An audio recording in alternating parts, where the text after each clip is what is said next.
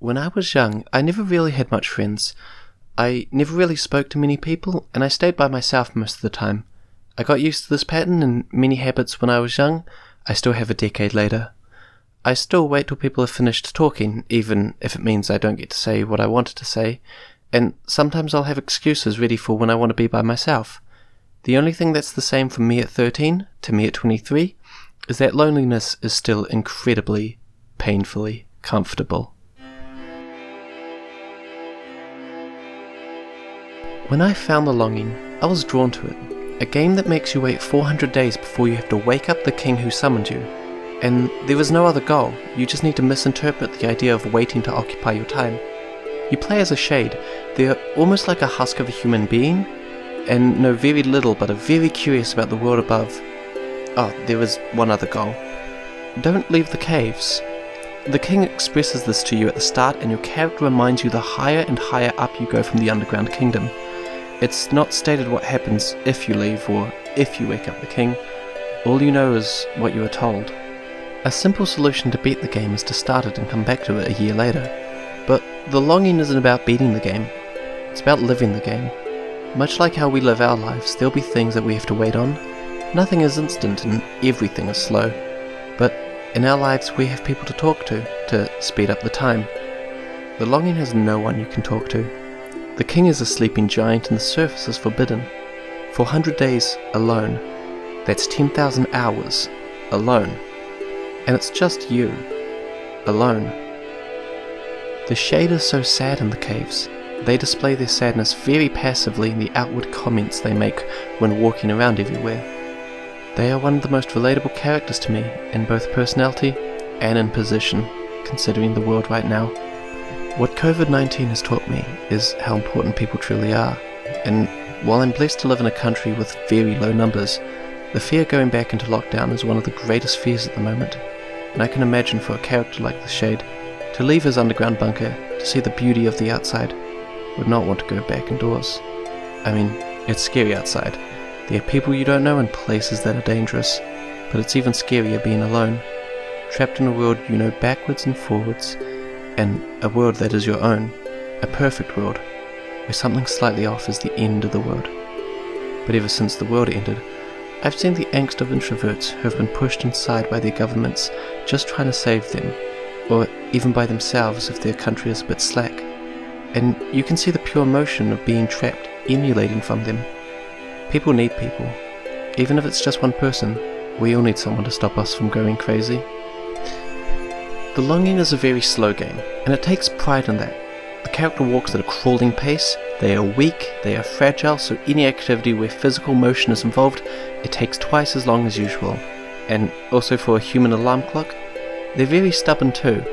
The first joke of the game is where you have to climb up a huge set of stairs to open a door. Even when it's big enough to slide through, your character wants to take full appreciation of the door opening. Even some of the depressing throwaway comments that the Shade makes becomes funny and more light-hearted as time goes on. With enough patience in the game, it becomes something new. The Shade gets more and more happy the more time you spend. The more you read in game, the more appreciative of the world the little guy gets as well. And for a collection of books, his shelves start with some of the greats. Homer, Edgar Allan Poe, Brothers Grimm, Andre Dumas, Friedrich Nietzsche. You can even read The Time Machine by H.G. Wells, who is considered the father of science fiction. And reading these books, you won't notice it straight away, but time sped up. While reading in this game, time goes faster, and it'll passively go up the more happy the Shade gets too. They even write little cute things at the end of each book too. There are 5 endings to the game, and while 2 of the endings aren't as impactful as the others, I still want to talk about them, as I feel all of them require as much attention as each other. But firstly I'm going to talk about the worst one first, as it hits the hardest.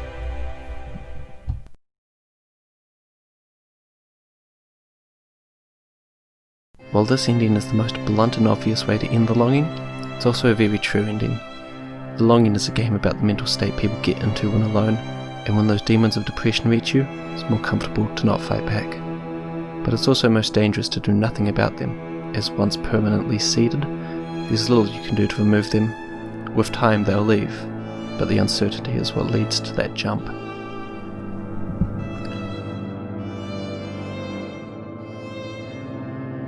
With this in mind, I reconsider the precipice. There's something beautiful in its blackness, isn't there? Something beautiful in the persistence in swallowing us all. The end of everything is the beginning of a brand new everything.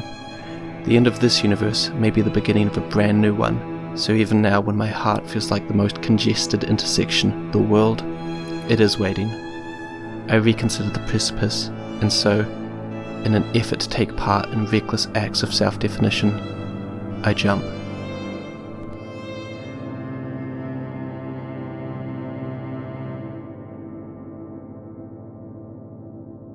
That was a bit from my favourite spoken word piece by The World is a Beautiful Place, and if we just ignore for a second the unsubtle connections I'm making with it to this ending, it's still very powerful, as a lot of us find ourselves emotionally at that cliff, where most of us will find ourselves emotionally there more than physically. The jump is still the same. The end, it's something that haunts us. It flirts with us, trying to convince us that it's just that easy. And horribly, it is just that easy.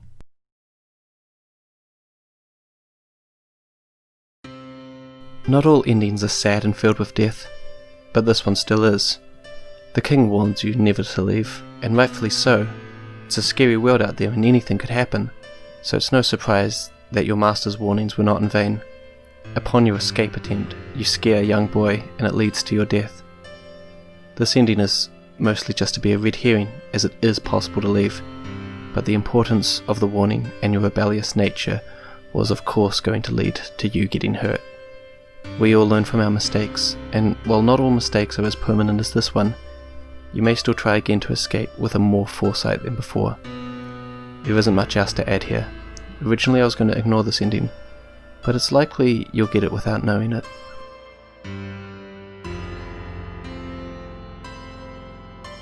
The inverse of your escape plan is more positive. This time you do make it out, and upon your foot planting on that soft grass to the surface, the statue of the king who created you crumbles into nothing. In a sense, you are freed from the shackles of servitude. You are young, dumb, and free. A house beckons you, and a family takes you in as one of their own. As you were but a child in the world below, you are now born again from above.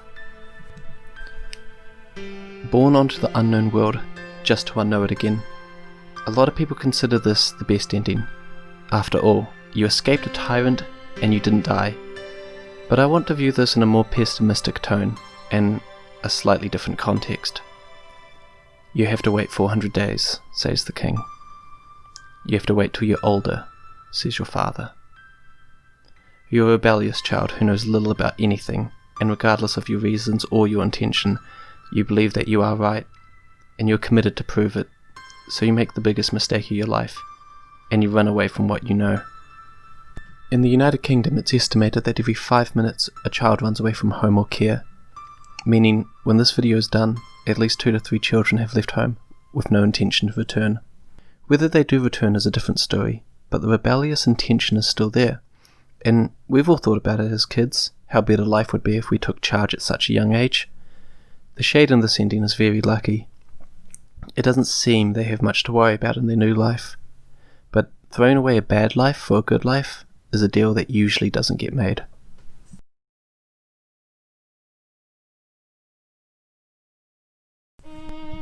The natural ending to the game is to wait 400 days and wake up the king. It's the only thing you do know about the world. The king knows best and you promised you would. The game's content doesn't have enough to make it to 400 days. If you take an idle approach to the game, you'll do it. But if you try to do everything too fast, you'll find you still have a few hundred days left to spend. Either way, the countdown timer doesn't care what you do or how much you do. It only cares when time's up. The king, once he awakes, creates a world without longing, by destroying everything within it. A perfect world. No, a more perfect world. A void. No good, no evil. A realm that is truly your own.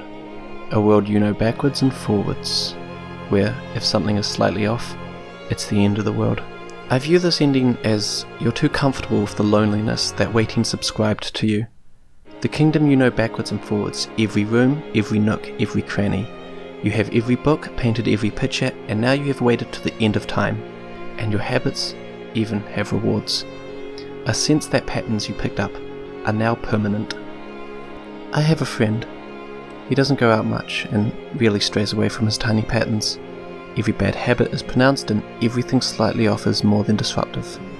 And from a third-person view, I'm watching him becoming more and more dependent on his way of life, where he is slowly building the emotional walls to his living tomb. His world. It seems that he has a king who told him to wait long enough for a better world. But it isn't a king. It's depression. Seducing him with what it wants, not what he wants. This ending is no different to what my friend, and millions like him, are silently fighting every day.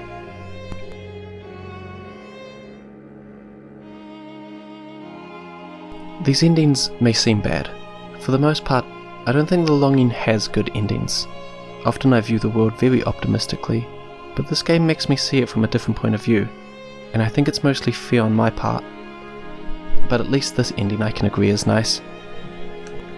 Throughout the game, the Shade talks about how they had a dream that they were the king, and how silly of an idea it was. But dreams aren't silly. Often our dreams are very valid and very possible, and while placing a few crystals in the right place won't get you your dream in real life, that's how you get it in this game. For the most part, I like to think that you were always the king, and you woke up from this daydream, where time speeds up and slows down, where your home is a labyrinth and your imagination is wild. But realistically, it's just a cool Easter egg ending. I thought of a what if more than anything else. The Longing is a very sad, very long game. It's inspired from a German legend, the Kleifhauser myth, where every 100 years a child is summoned to see if a king in a cave is ready to be woken up to save the world in its time of need. Except more focused on the loneliness of the caves and the patience of the task. And if I'm honest, I think it's one of the greatest games to execute its goal to emulate the pure emotion of loneliness and emptiness. Much like how I Have No Mouth But I Must Scream nails its nihilism and bleak outlook on the future, The Longing does the same thing for the mental prison so many of us find ourselves in.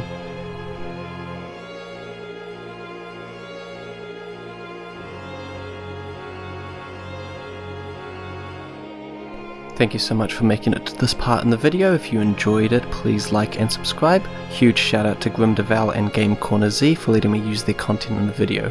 Grimdeval really makes some good long plays which are nice if you just want some background noise, and Game Corner Z makes Let's Play content that really reminds me of that 2015 YouTube.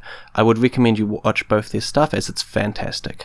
I'm also going to try my best to be active, so stick around for more content like this in the future as well.